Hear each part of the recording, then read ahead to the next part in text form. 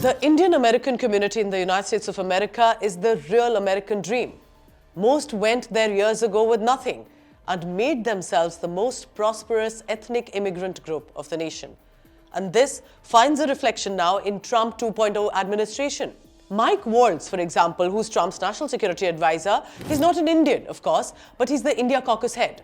And he has had a pro-India stance in the global vision of the country with regard to Indians, and in fact played a major role in facilitating Prime Minister Narendra Modi's visit to the Capitol Hill. Let's now begin one by one with the names. Vivek Ramaswamy, the biotech entrepreneur who ran for president earlier, eventually backing out in complete support to Donald Trump. So after victory, Trump has decided to repay the support, making him the co-in-charge of the Department of Government Efficiency, along with billionaire Elon Musk. And this is one of the pet projects of Donald Trump. Remember that for Vivek Ramaswamy, his interviews and speech garnered attention, especially as he remained a proud American, of course, but also with his Hindu values. He's shown that both these identities can stay merged together, and how? That they don't have to be in confrontation to American values. Eventually, remember, this also helps in an understanding about India and the Indian culture. Now, we do not know about the kind of policies that Vivek Ramaswamy may eventually have toward India, but at least right now, it looks good. Tulsi Gabbard. Now, you may be surprised to know that she's not actually born in a Hindu family. Gabbard was born with Samoan ancestry and has no direct connection with India. It was her mother, Carol Porter, who gravitated toward Hinduism, eventually adopting it as her faith, and the children also started to follow. And Tulsi now continues with pride with regard to the Hindu traditions. In fact, Tulsi Gabbard's siblings' names are Bhakti, Jay, Aryan, and Vrindavan. Her love for India and the Hindu faith have been prominently seen over the past few years, especially when she met Prime Minister Modi. This was in 2016 in New York. She gifted a personal copy of the Bhagavad Gita to the Prime Minister.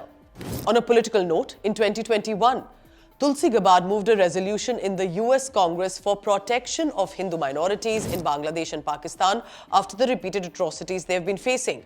She also made a special mention in the resolution about how the Pakistani military has killed, tortured and drove away thousands of Bengali Hindu community members from their home in 1971.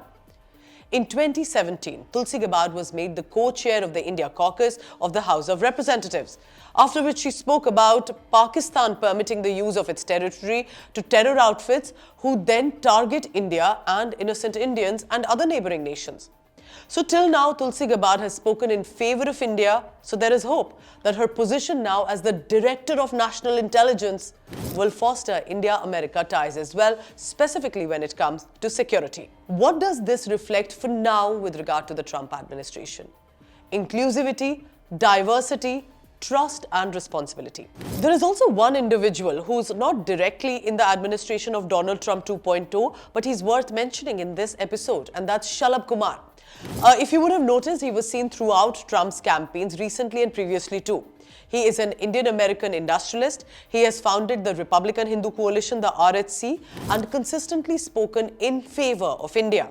So Indian Americans would cautiously be watching about how Trump's administration's equation is with the Indian American immigrants and eventually relationship with India.